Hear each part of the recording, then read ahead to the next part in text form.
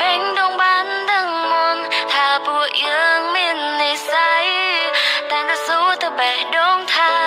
ជីវិតនេះដូចជាខ្វាំងអ្វីពេលបានជួបភាំងចូលในតបអូនដឹងចំឡើយវត្តមានរូបបង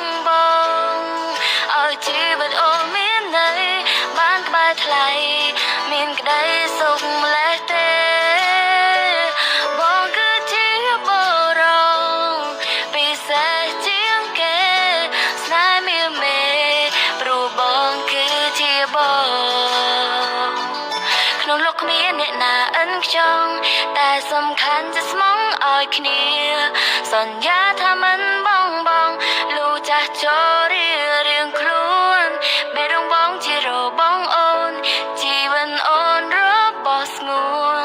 រក្សាស្នេហ៍ឲ្យគង់វង្សជានិរន្តរ៍តទៅ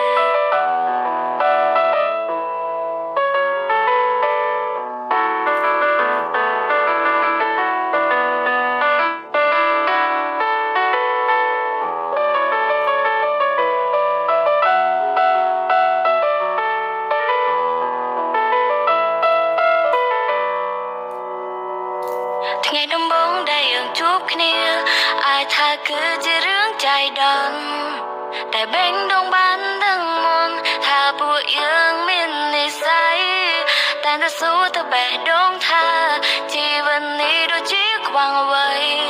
ពេលបានជួបភាំងចូលในតបអូនដឹងចំឡើយវត្តមានរូបបងឲ្យជីវិតអូនមានន័យបានក្បែរថ្លៃមានក្តីសុខម្លេះទេបងគឺជាបរង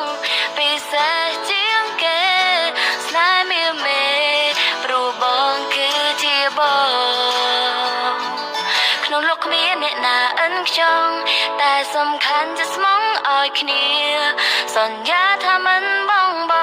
លូចាស់ចូលរៀងខ្លួនបេះដូងបងជារបងអូនជីវិតអូនរបស់ស្ងួន